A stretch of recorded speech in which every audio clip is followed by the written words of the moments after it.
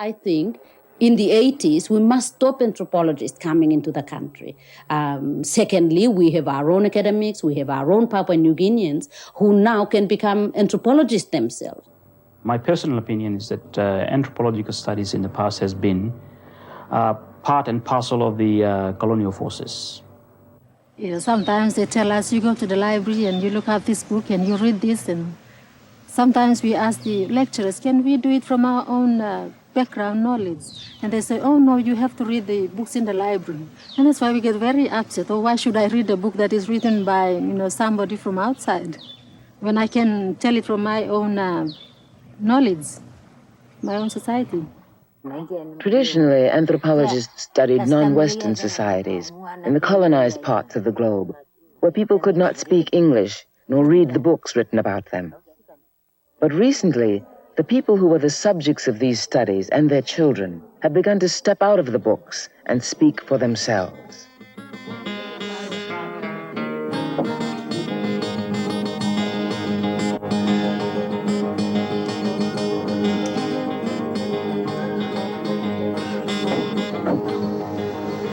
Nova visited 4 communities in Papua New Guinea to find out what the people themselves had to say, to learn about anthropology from their point of view.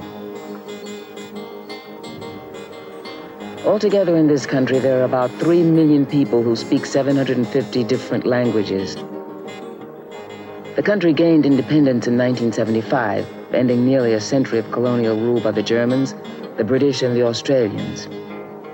Located to the north of Australia and just south of the equator, half of the main island belongs to Indonesia and half to Papua New Guinea.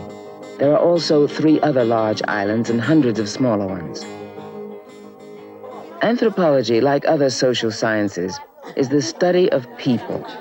What makes it unique is that field workers actually live with the people in order to record their experiences in their own environments.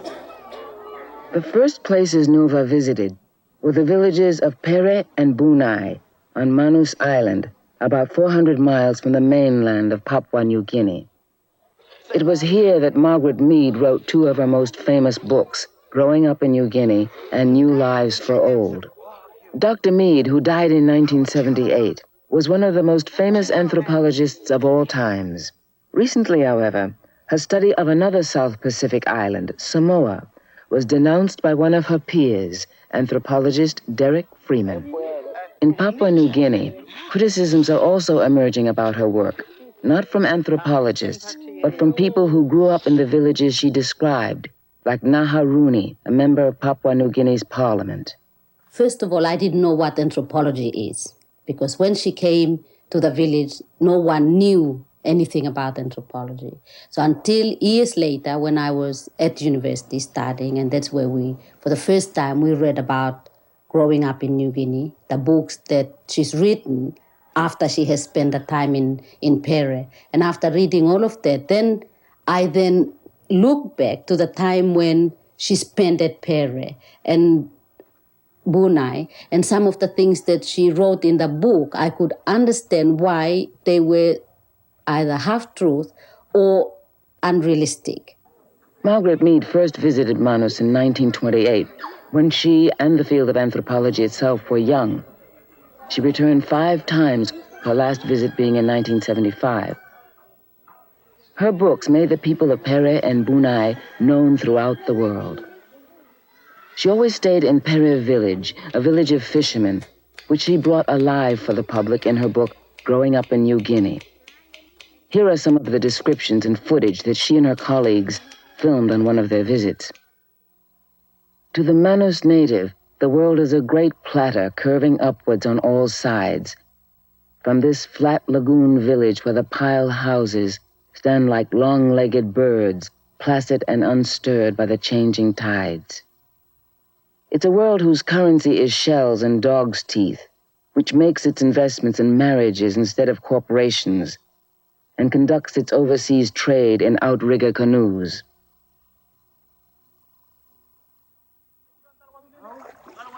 This is Pere village today. It's still a fishing village, but there have been many changes. Financial transactions now take place with paper money. overseas travel is more likely to occur in an airplane than on an outrigger canoe. Children go to towns and cities in other parts of Papua New Guinea to study and work, but they send money to their relatives and they return often to their home. The villagers' livelihood still comes from fishing, and different clans are still defined by the kinds of fish they catch. They are often called the Manus people, which means the people who live off the sea. The Manus own very little land. They are almost entirely dependent on fishing, and they trade with other people on the island who are gardeners and hunters. There is now a dirt road called the Highway, which connects this area with the capital of the province, the town of Lorengau. Francis Tanau is from Pere village. He lives in Lorengau, where he is the Speaker of the Provincial Assembly. He remembers Margaret Mead from his childhood, although he didn't really understand why she was there.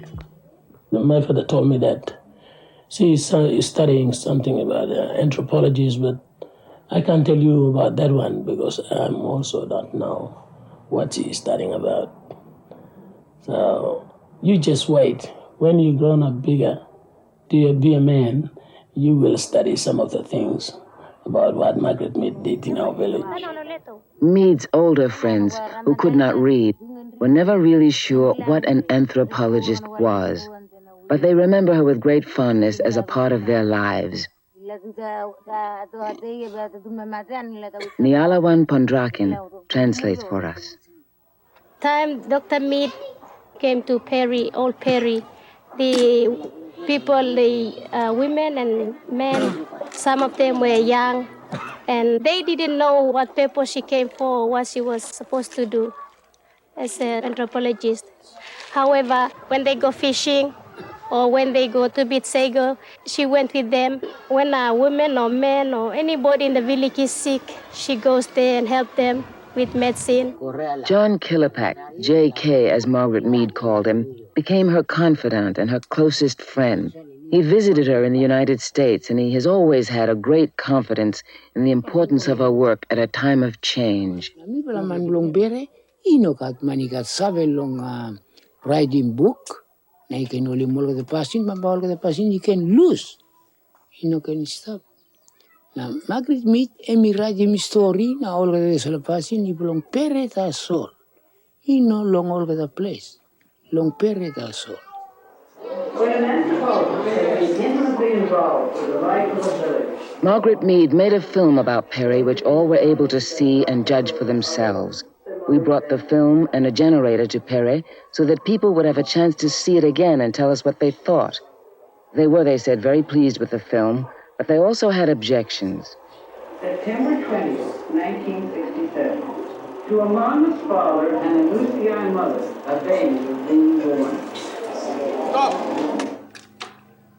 I'm Tesla stop me because long. Tesla marry me like I'm beginning. And me also me good bla. It look good long I long big man Mary. Now all the like beginning man Mary in no good bla long all can look in. So me one plus something is have a stop long blessed side yet. I just want to make a general comment, not on a specific part of the film, but just a general comment.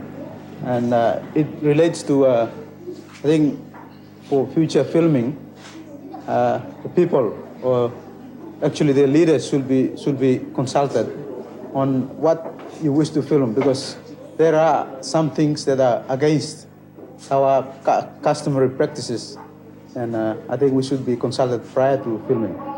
It is, after all, their lives that are being documented. Margaret Mead realized that.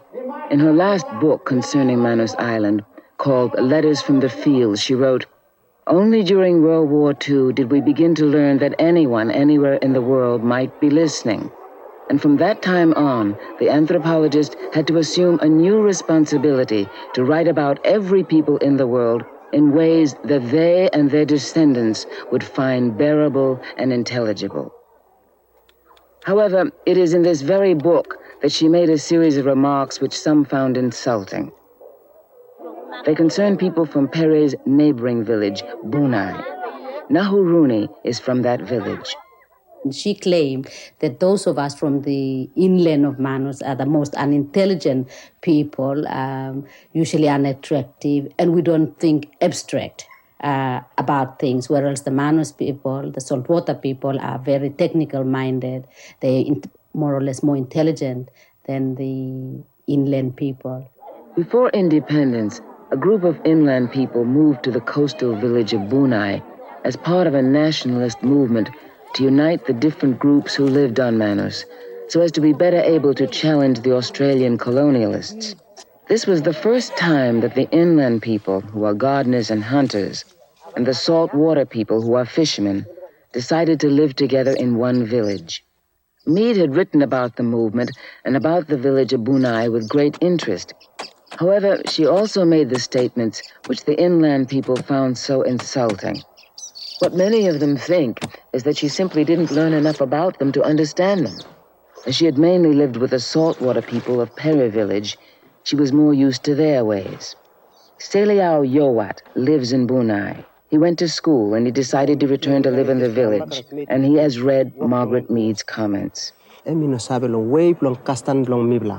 Kastan embi kisim kastan blang titan tason na tok oh titan ikat sabe nam nali no kat sabe tason long tes fla time em wave long kastan blang titan na nali em titan iner bla kastan blang oliet na nali iner bla usiai iner bla kastan blang oliet tason long luk long wave long kastan long nali imo fit tru antap tru long titan.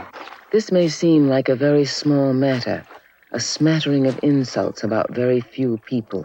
But it's all the outside world know of them, and it's sealed in time. The unfortunate thing about documentation is that it becomes a permanent record, and we held against it. Sometimes I'm offended. I'm visiting some foreign countries, and someone will give to me, pick up a quotation from one of Margaret Mead, and because I'm from Manus, I'm supposed to be saying, yes, that's true, or that's the way we're still living there today. Naharuni comes to Bunai when she can to visit her family. Oh, every time when I'm just tired of red race of town, just come off and keep away from telephones and people pestering you. Just come and relax, go to swim and stay with the relatives. It's almost ready now. Naha's getting together with some of her aunts. She asks them what they think about Margaret Mead's books. They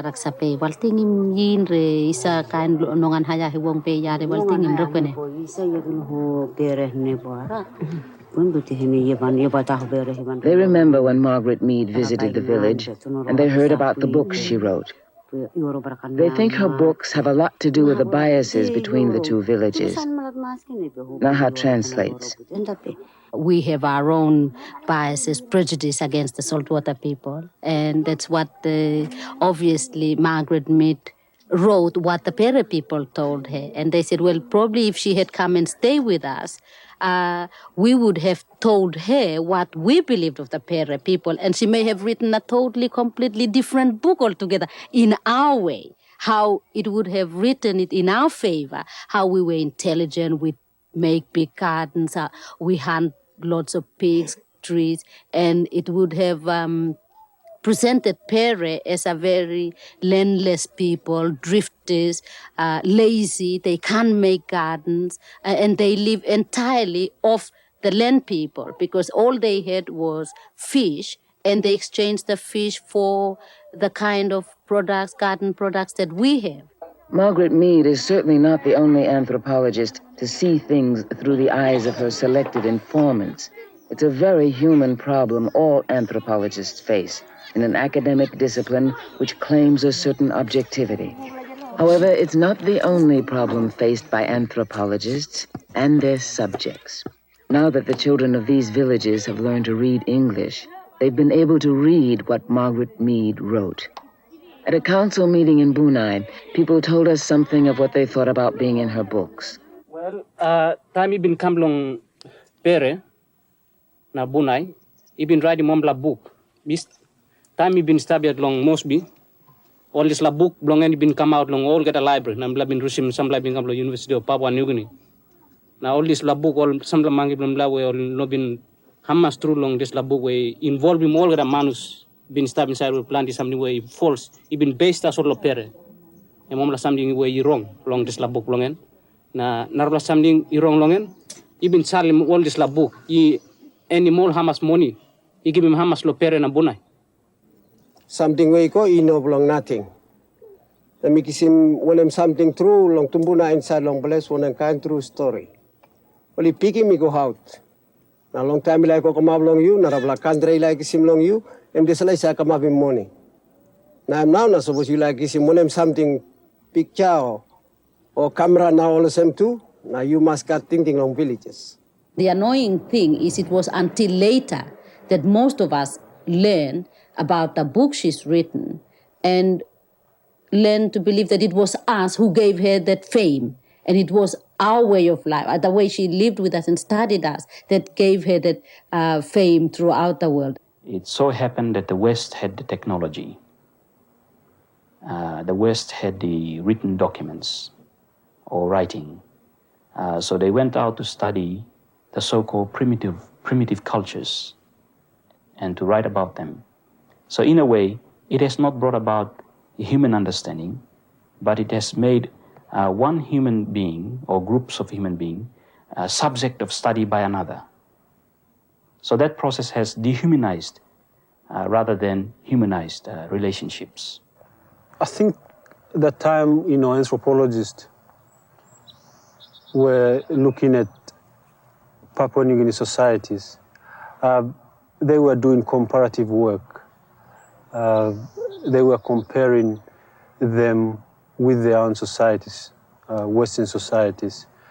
So they kind of put them in an evolutionary scale and thought that we were still developing, so we were at the bottom of the ladder.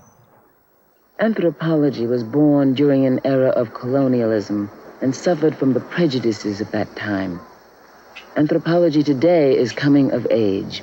A new generation of students would like to see changes in the way the world is viewed. Nova went to a small village called Uyaku on the northern shore of Papua New Guinea's main island to meet a young anthropologist and find out how he and the people he is studying are feeling about the experience. John Barker is a graduate student from the University of British Columbia. He has been here a year and a half and is well aware of the kinds of issues that have been raised by the subjects of previous studies. During the 60s, a number of fairly young anthropologists became aware and concerned of the connection between anthropology and colonialism and multinational corporations and other forms of modernization, and a great debate started between a more conservative, old-style anthropology and the young ones coming up saying that anthropologists should be now involved and actually taking action to help people or to fight some of these things that weren't so good. I think my experience was probably typical of other anthropologists my age who were sort of born and bred on that stuff. And we've tried to incorporate it into the kind of work we do. And I think it's changed the shape of both anthropological research and anthropological writing. The name, or the first one here, what would be the name of this first ship? It's a new age for the people of Uyaku, too. Children here now go to a school, which is part of the national education system. They study English, world history, and math. Rectangle. Rectangle. Is she correct? Yes. Raymond, would you come up here and then pick up? In the past, the children would have spent most of their time learning from the parents how to build canoes, how to make gardens, and how to hunt in the jungle.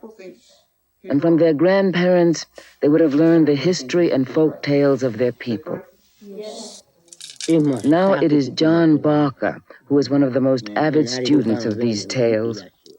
He listens to one of the oldest women in the village tell a popular tale.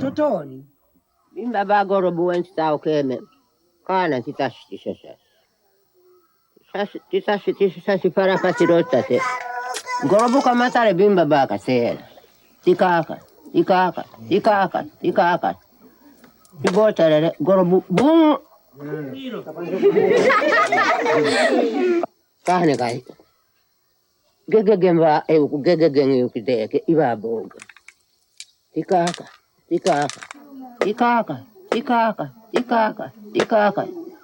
Bimba babe bung. Kahne gebe yukanga buntora piso. Timosate. Kaka tikushina siyeju. Bimba baka iruru. Gorobuka jeju. Sibotare jeju. Menegerise. Ito yansi vera. Luka. Tato tanane taubi. Meta. Gorobuka. Ware. Towa siso. Tona karasoso. Mimba baka kagore. Menan kangere da.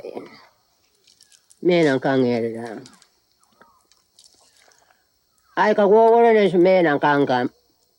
Gorobuka ai kakore nenso. Karasoso me. Dabasema. Wagushimati. Niukwe. Luka. Avankuna. Tarangwaka. Hiroshi kamasiso. Arukanga tona kukushimi karaton. Tarawushima. Iwe ishonshibe. Oriko kanjoroko.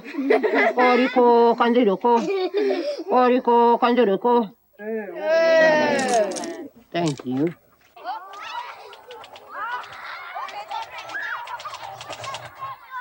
So they made a new canoe, corded things to the canoe, and then both of them sailed out. Both of them started paddling. What was the word for paddling? How did she say that? Dikakasi. So she repeated that several times. So they're paddling. Yeah. Okay. The folk tale that John has just recorded and is now getting some help translating is part of a larger project, which is to take down the clan histories of this village. It's a project which has the support of the villagers who are afraid of losing some of their history. Now that the children go to school, the parents spend less time with them, and they don't learn as much about their own past. The recording of these unwritten clan histories has also created one of John's major problems. We're used to having one version of history, but here there are 12 different clans, each with its own history. Taking down the clan histories has not always been easy. You go to one group and they'll tell you one story, and you go to another group and they tell you another story. And, according to the morality of the place, the ethics of the place, each clan is only supposed to tell its own story. Their story belongs to them. They have certain customs and ornaments and so on that belong only to them. They're not supposed to talk about any other group. But the fact of the matter is that they almost can't help talking about other groups because they all migrated into the area together. So as I've taken down the histories, I've continually tripped up against contradictions and holes in the information and so on. And I found that I've had to ask people questions about, not so much about other clans' histories, but when another clan says something about their clan, then I pass on the question to them. And in some occasions, people have gotten quite upset to find out that there's not full agreement in the village. In the village situation, there's never just one truth. That's a myth that's been partly taught by anthropologists and it's in the popular press, and it's part of a popular belief. The village council is where important matters are discussed and decided. The people of Uyaku held a council meeting while we were there so that we could hear their opinions about having an anthropologist and a film crew in their village. The taking down of the clan histories has been a focus for examining both John and themselves. Nening aruruanen kasanganan nen ka John bakari buka terere nening iteri tirarau kunenga. Nening aruruanen ka sa tau bangka nening ka Yesi santaipa. Nening ka takokoas. Ei koti gugubanang wano ay turaiti ng taifafana. Ena wano natofo wano agugub. Lokawana. Ninga nan taipa pe ne ninga. Ninga tauri kan nan taipa pe nang. Apung misa baka ka ikaka jabu. Apung abai ni John baka kame awenji kita kinanan nana ma apung totorga kin dia o nana mat kin dari gumema o kanya ngari kin di gumema taralo nen kin de ko tu gup taipa pe nenna. Baka kaya ka arimara ka sekanen ga sekayam wa karimara. Nia tahu bang, waka awanji kita kanin ama munen ko ti tauri vesinasi o ko ti sari nen abana man taipa penen nai karimara sekanen kayam beiba. Afun John buro na neno tahu bang. Wano afun kanini wati beben tirara neno tahu bang. Atai ka awasutine anang John buro na neng ikayan si bebe neng airo raveresing ira ito ait kamara upuanani. O wanafun kanini wati bebe neng tong ay pangairo raveresing ira ito keng karuwang neng eisen tikiti ti bebe anan. Nenang marawana. Nenang marawana. Nana bora gita en petitoomina library oni nang ero camera tamatari film ero titoomina kikitana o apun ye yab saapini eko makas nang timomon nangka o timomonka apun pe John baka ni nang kayang sbeba tibenyera o kari toya buari kayang ke perepe o wana pun film tamatari ero nang tina tuan te tauk penanga apun pe ayari tere ka awa tau kira mara tau bang o development o apun nina moni yeta esentia simpe ibasi ate tau kira mara tau bang inana civilization ninam na makasa ye ya bika apun ate po saka makasa timomong nina nan ninso nen nakasenka aipa o amumung nena tontimumu na nanis akanena nena amumu neso nesinga akute o aipa nene. If he studies a life here and he gets all the things written down in the book and he puts it up in the book, I know some of the young men who would come up later on in the years, who would go to high schools, universities, colleges, would read the books about it. But the people, all the people in the village, would gain nothing out from it. It's a fair criticism of anthropology to say that they take things away and they take information away and make a career out of it and they don't give anything back. It was more fair in the past when they actually did send nothing back. But it's still true. It's an uneven relationship. I think for most of us coming here, the money that we come on is not our own. It's a university grant or a government grant. But all the same, in village terms, it's an awful lot of money. We're awfully rich by village standards. And that's something that comes between us. I'm not sure how it's going to be overcome. I suppose the most important thing is to get much more national work being done by local people, by people trained at the university and so on.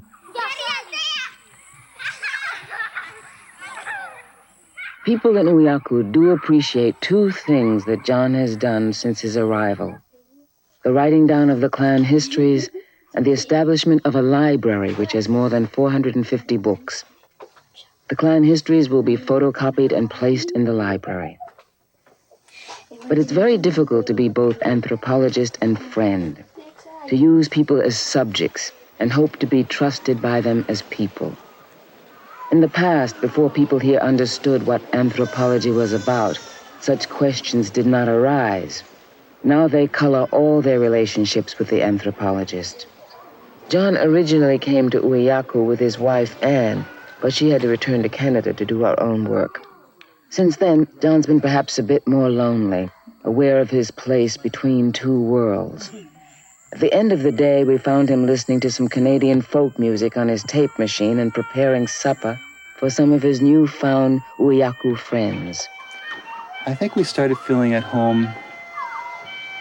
It would be almost, for me, it was probably almost a year before I really felt comfortable and had enough friends to feel that I could feel comfortable.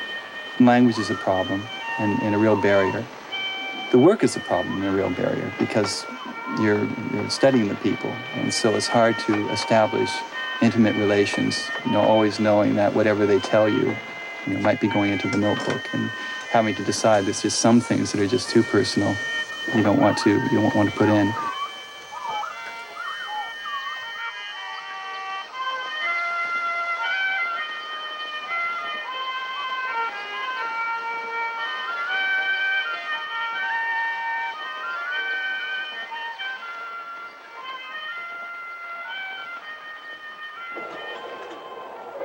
It's taken time, but John has made some real friends. Most evenings are spent with some of them, not working, just settling in. You say grace.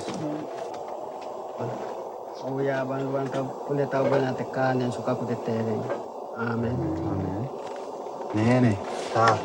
Caught any pigs lately? Yes. When did you go out? Not me, but somebody caught it today, but unfortunately, and the other side.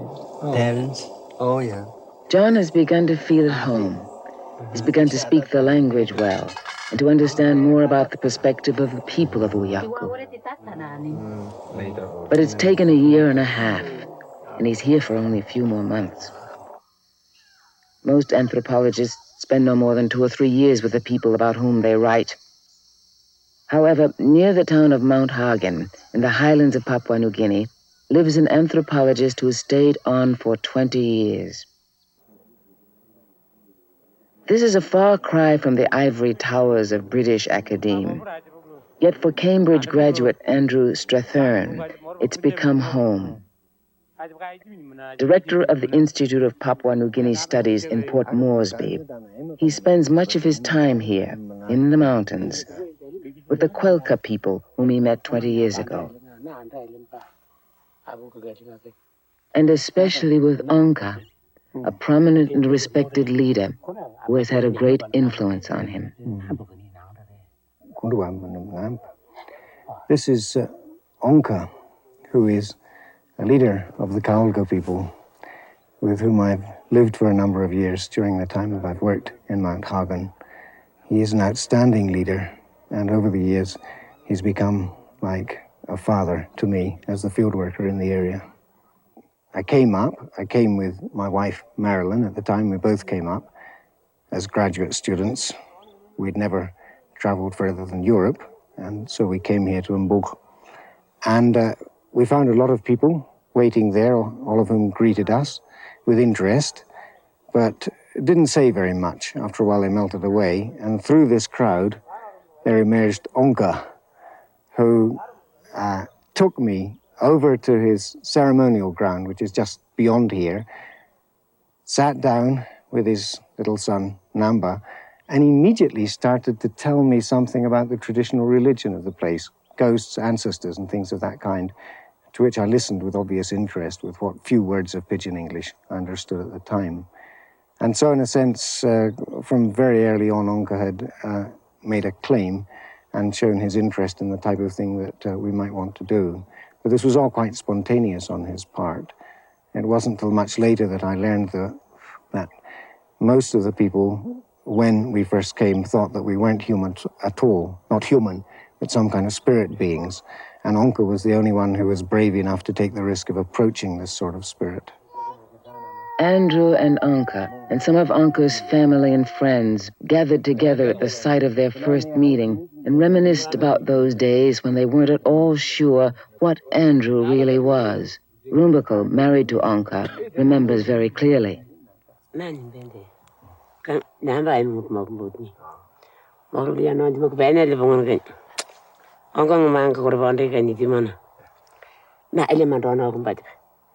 Hey, wo kondu tining dana mga na kang dinay mandu kaya bande. Onka na ilbetem da na kan re kanya nim tibu mundri. Tendement me bandu muni ko. Me bandu muni. Yes, bandu rose. Wo gintu wo kondu nyingin wadi mer moke ente kaya tingi. Mbang wo kaya timu nyugli ko abad ndama nyingin kaya bandu ke. Bagan ka keranda ke. Yung bende kan moke ente tingi ko. minting a canan magnetum bagab and a gang, but with a canan kuntet mokupitu and the manner on Rogan again with a one for wag robo, more pentagram bokanam began and put with a yandom beating. I'm betting anything I can taught him to Yeah. Wow, yo, go on a visiting out in there, go on a moving out in there, yeah, bang, Bugmogabang, I can do and then Maju Baraban, never on the way, you bang.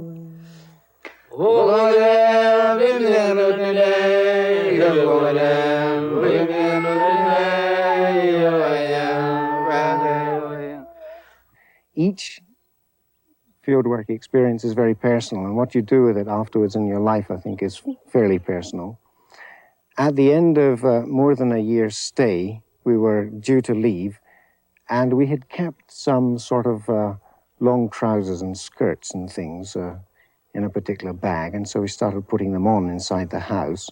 We were presented with some pork, which we ate, and we changed into these different sorts of clothes. And as we were doing so, I heard Onka saying outside of the house, oh, what they're doing in there is they're changing back into white people, because they're going back to the place of the white men, and they were only here with us as black people for a certain period of time. Now they're changing back into white people and they're going to go.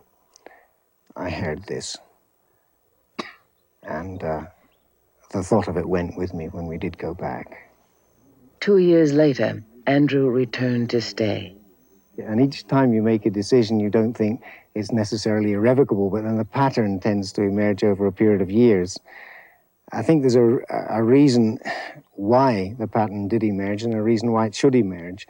And that is that all the things that people said towards the time when we were first going to go was, what was the point of your coming here and joining our kinship groups if, after all, you were just going to leave us and go back to your own place? You're playing some sort of game, aren't you? It's not real.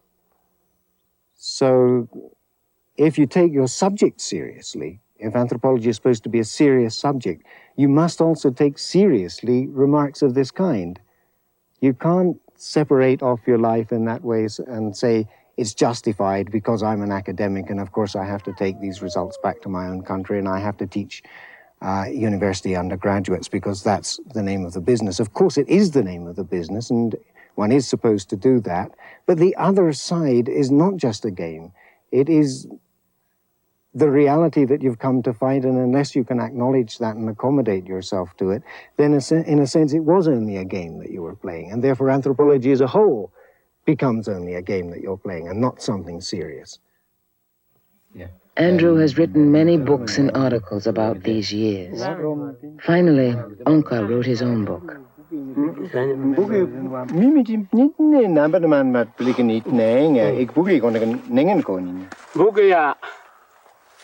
Inte ungefär morgonen till varandra jag brukar det. Rende megen benim nio.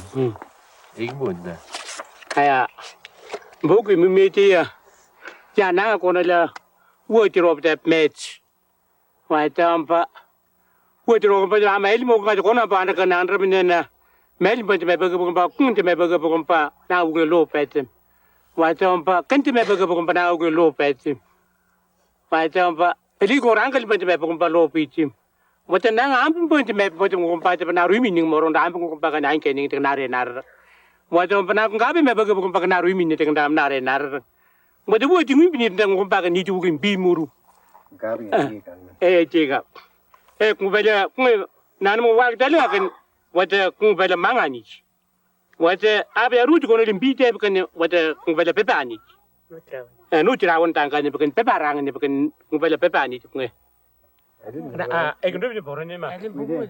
As far as Onka is concerned, the making of his book was just one step in turning the tables on his relationship with Andrew, who translates for us what Onka has just been saying, about why it was so important to have a film crew come to talk directly to Onka about anthropology. You wanted to see, so now you can see. Here I am the man who was the professor at Mbug, who taught Andrew everything he knows. He was nothing. He came here, a boy, didn't even have a beard. He knew nothing. I taught him everything. He took all that away, and that's how he wrote his books. So he's professor in England, but I am the professor here at Mbug.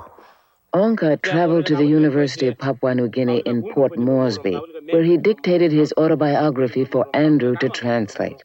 Then he wrote a song to get Andrew started.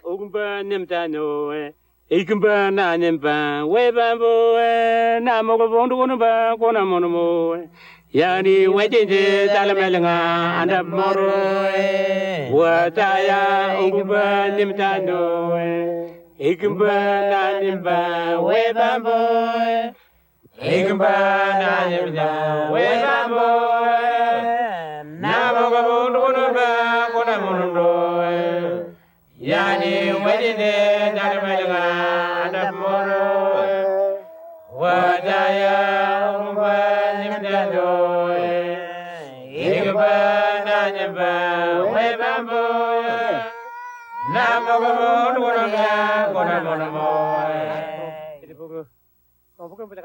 It was Onka himself who had felt it was time to tell his own story to the world. He knew that I had written about the things he told me about, and I had learnt, and that I'd in fact done 2 books about this. But he felt there should be a book which expressed his total view of the society, or a good deal of it at any rate, in just the same way as I had been trying to present a general picture. He told me that quite clearly and made it quite clear that this book was to be his book and that my task in it was to translate what he said and put it down and not leave anything out. Onka and Andrew both agree. The real teachers about any society are the so-called informants, not anthropologists, but the people who tell anthropologists about their world. Usually anthropologists take information away and write it up. The information is passed on to everyone else secondhand. This class in Melanesian anthropology at the University of Papua New Guinea is a classic example. Here's a Belgian teaching Melanesians about their own culture. The question of residence, usually we can say that in most patrilineal societies, a woman moves to her husband's place, so we would talk about very local residence. More to be said then about the case of paying bride price is that nowadays, in particular, we see that the items of wealth that circulate in the exchanges. Melanesians are the people of this part of the Pacific Ocean. They are learning about their society from non-Melanesians, and they read about their people in books written by non-Melanesians. Not surprisingly, some of the students find this bizarre. I took up Melanesian society as one of the courses, and I found that sitting in and listening to somebody from outside was a little bit awkward. And that's why, talking to other friends around the place, we sort of say, oh, come on, I don't want to be reading, when they tell us to get books and do assignments. And one time I actually came back to a lecturer and I said, can I write about my own people, from what I know? And the person said, no, you've got to write from something that is published. And that was a crazy idea, reading about my own people from a book and giving quotations from what somebody has said. We are part of the society, and it should be interesting, and we should be the ones who should be talking and contributing more ideas than that outsider. Students would be another interesting thing to talk about their own societies instead of, the lecturers themselves dominating the whole thing and then us answering questions and asking questions, pretending that we, from an outside world, are looking into the Melanesian society. I think there's nothing you can do. Yes, there should be somebody from here who should, teach the subject. I think that universities, say in Papua New Guinea and universities elsewhere, must have dialogue. If an anthropologist is going to come and study in Papua New Guinea, then we should have a Papua New Guinean academic exchange system between that institution and an institution in Papua New Guinea, so that we can also study some elements of social behavior in, say, United States of America. That's just what's happening here. Wari Iyamo has come to Berkeley, California to study Americans. He's a graduate student in anthropology at the University of California. In 1928, Margaret Mead was one of the first anthropologists to study Papua New Guineans. In 1983, Wari Iyamo and one other graduate student are the first Papua New Guinean anthropologists to study Americans. Hi, Wari. Hi, hello. I was expecting you half an hour ago. Wari's thesis advisor is Dr. Laura Nader. Now tell me about your Oakland projections, what you think you want to do there. Yeah. The research is about 26 tenants who were living in a transient hotel in one part of Auckland, East Auckland. They weren't evicted in a proper manner. They were just routed out of their homes, supposedly by the police. Like any anthropologist, Wari has informants. In this case, one of the former tenants from the hotel in East Auckland. Tell me about the problems you went through when you were evicted. We discovered that the police had surrounded the hotel and that we were locked out. And I had a dearly beloved pet cat in the apartment, and I wanted to get her out anyway, and they wouldn't even let me do that. They had turned loose a pair of half-trained guard dogs, and all the doors had been kicked in. You said you were the only person in your family. You have cousin brothers or aunts, uncles? Yeah, I have no... Right. I have no sisters or brothers. And all of my living cousins and aunts and uncles are quite far separated from me, not just in space, but in age. Well, in such a situation, what would the neighbors, think, and would they come out and help straight away? I can't imagine that happening. If you're talking about a neighborhood where there are single homes and people have, for the most part, been living there several years, and yes, you could probably get neighborhood help. But if you're talking about the kind of neighborhood I'm talking about living in a cheap hotel or in a low-priced apartment, no, because people just don't know each other that well. I see. Wari's thesis involves interviewing not just the former tenants, but the lawyers representing them as well. Only recently have anthropologists begun to study people like lawyers who have power in society. Traditionally, they studied people who didn't have the authority to stop them. Yeah, come on in. One of the lawyers is Michael Lowy, who at one time had been an anthropologist. Wari pursues his attempts to unravel American kinship patterns and finds out that, as in Papua New Guinea, there's more than one answer to any question. So I understand that the degree of kinship, to what degree it's practiced here, I don't know, but there is some, degree of kinship here, Some degree, Wari. My God. I mean, to a certain degree, there is kinship. No one can deny that there is no kinship system here. Okay, Wari. The idea that kinship is perhaps not as strong in our society, I think is an erroneous idea. It's different. I.e., that is, we have a bilateral kinship system. We have certain descent principles. People come to me all the time, want to make wills. Who do you think they leave it to? Strangers? They leave it to their children. They leave it to their grandchildren. They leave it to their kin. People come in this office and argue over who should get what. Heirlooms. I promised a certain ring to a certain grandchild. Kinship is very, very important. Some of the things I have seen, having been here for almost 3 years, is the society seems to be open, but in the real sense, it's closed.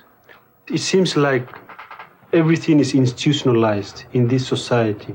Instead of producing for themselves, they've given the power to something else to produce for them. So what I'm saying is that back home, we have gardens. Here, you don't have gardens. So that means you have given your power to certain institutions to produce for you. Another thing, which is very obvious, everyone seems to look young or wants to look young. And I think it must have to do with the culture itself. And so when you look around your neighborhood, there are some things that are not so visible. So all people are institutionalized somewhere else. The mentally retarded people are put somewhere else. You know, what you're doing is really pioneering, Wari.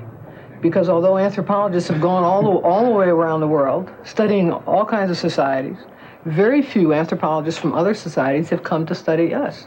And the U.S. is probably the most understudied culture in the world. And we did have people like de Tocqueville who came, we're still quoting de Tocqueville because he made such a Frenchman, who came to the United States to study us and observe our customs and see what made Americans tick. After all, we're a very important force in the world, and we should be understood and so forth. It isn't that insiders couldn't have made the same points that de Tocqueville made, but they don't. Because you have to stand slightly outside to be able to see the things that he saw that were great and that were problematic and so forth about our society.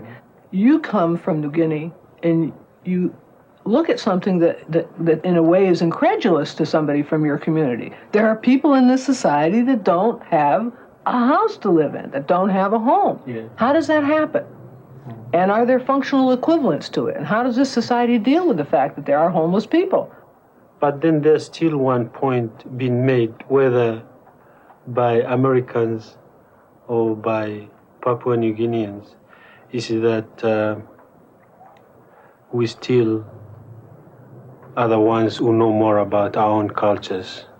So an American will claim that, yes, it's true that an outsider can come and see my society objectively and say more things about it, but still I'm in control or in master of it because I know the nuances of the languages or the language. I know the culture and I know the facts. I think what we're coming to is a realization that there are different ways of knowing and different ways of understanding. Mm-hmm. And that outsiders and insiders looking at a society, trying to understand the complexity of human culture. I mean, it's nothing so simple as what the physicists study. I mean, we're studying the most complex thing you could study, and we can't simplify it. Because if you simplify studying human society, you lose it. So we have this complexity, and we're doing the best we can when you have outsiders and insiders looking at the same culture and working together. But how much does the outsider need to become like the insider? Wari chose to go to a university and to speak to Western anthropologists in their own terms. Unka's perspective on our world, as well as his own, could be equally important.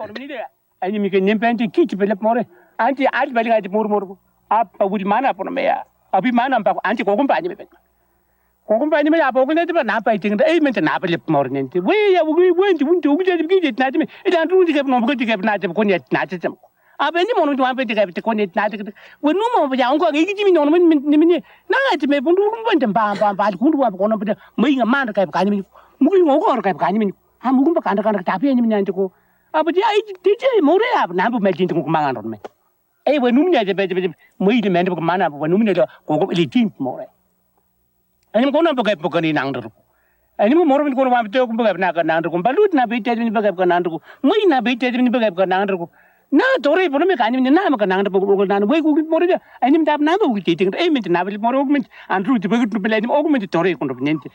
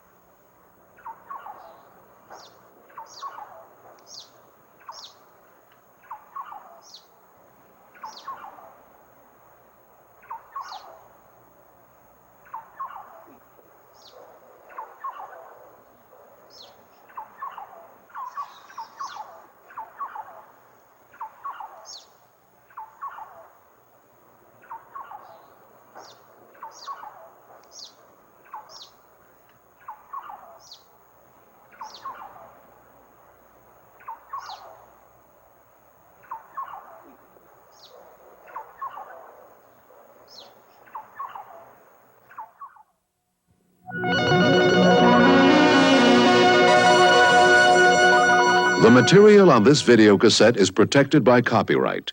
It is for private use only, and any other use, including copying, reproducing, or performance in public, in whole or in part, is prohibited by law.